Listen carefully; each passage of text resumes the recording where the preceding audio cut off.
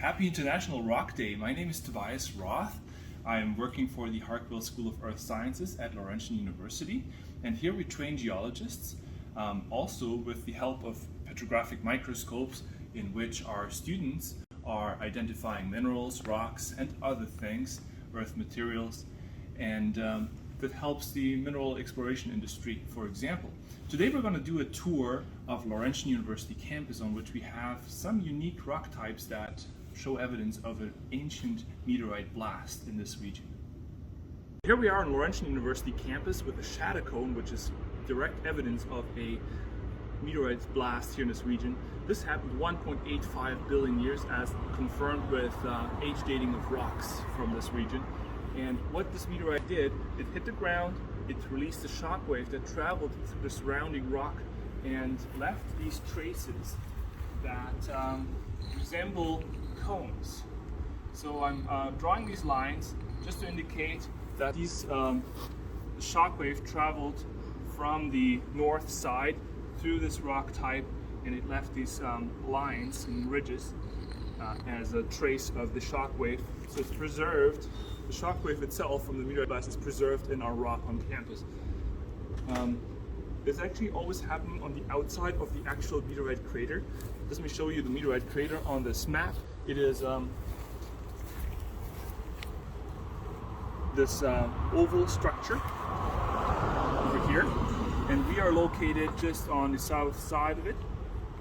And the shadow cones we're seeing are kind of like this shape. They point towards the north where this meteorite crater exists. In reality, this meteorite crater was actually much bigger, 200 kilometers across, whereas now it's only 60 kilometers across in the biggest direction, and erosion has taken away much of the rock that covered this area. So the meteorite blast happened, created the lake of lava, and the traces of that shock wave was actually all in the surrounding rock that we can see exposed on Laurentian University campus. Alright, we're still on Laurentian University campus with a new rock called Sudbury breccia, which results from the breaking of the rocks underneath the initial crater. So we're still here by Ramsey Lake, and we are going to look at pieces in the rock that are kind of like broken pieces that were created just by the rubbing and grinding of loose rock that was broken up until that crater that was kind of like upheaved and in a lot of motion, it reset, and in that motion it created this new rock type that they even talked on the moon when the Apollo astronauts landed on the moon. They spoke about this particular type of rock called Sudbury breccia.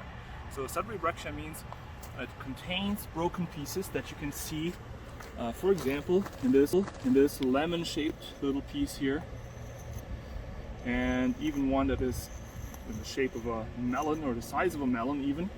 The one with a melon actually shows layering, as can be expected with the original bedrock being sedimentary layered rocks that sometimes turned in a way that layers can be visible, sometimes they turn in a way that layers aren't visible, but they get much bigger. So the biggest piece of broken rock by this impact was this piece here that I can outline in the shape of a minivan, kind of with the roof over here and the windshield, and it goes right to here or so. Minivan.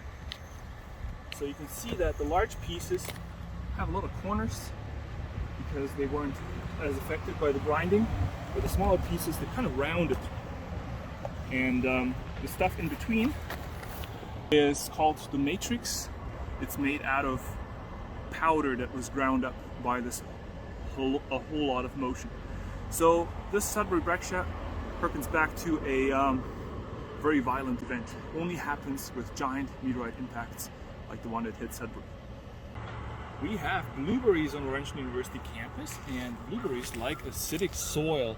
And part of that acidity that we have in Sudbury is caused by decades of mining in the city that released sulfuric acid in the atmosphere that rained back down as acid rain, and that acid rain caused the blackening of the rock surface. So the original rock here would be more like this cream brownish orange color, and when that acid rain reacts with the rock surface, it creates this black crust that we see very commonly in Sudbury.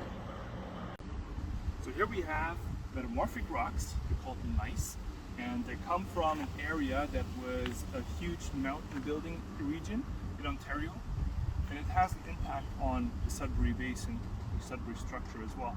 So the rock itself has these alternate bands of light colored minerals and dark colored minerals. They alternate black, dark, dark, light, dark, light, dark, light, and so on. And they form under huge amounts of pressures and really hot temperatures. And under those conditions, they have also some very specific minerals forming. So if you want to come a bit closer, you can see in some of these light colored bands, there's some tiny garnets that can only form under huge amounts of pressure and temperature. Now, what impact did it have on the Sudbury structure? The Sudbury structure is thought to have been a huge round structure initially, and it covered all of Laurentian University campus. So you can imagine a big circle that went all around, encompassing Laurentian University campus. But it has been eroded very heavily, so that initial bowl shape has become smaller, and also with that mountain building that produced part of these gneisses 1.1 billion years ago, the so-called Grenville orogeny by Parry Sound, has pushed the round structure into an oval shape. Therefore, we now have this oval Sudbury structure that also shows evidence of plate tectonics. So that concludes this little tour. We're standing in front of the Willett Green Miller Center where the Hartwell School of Earth Sciences is located, and I wish everybody a happy International Rock Day.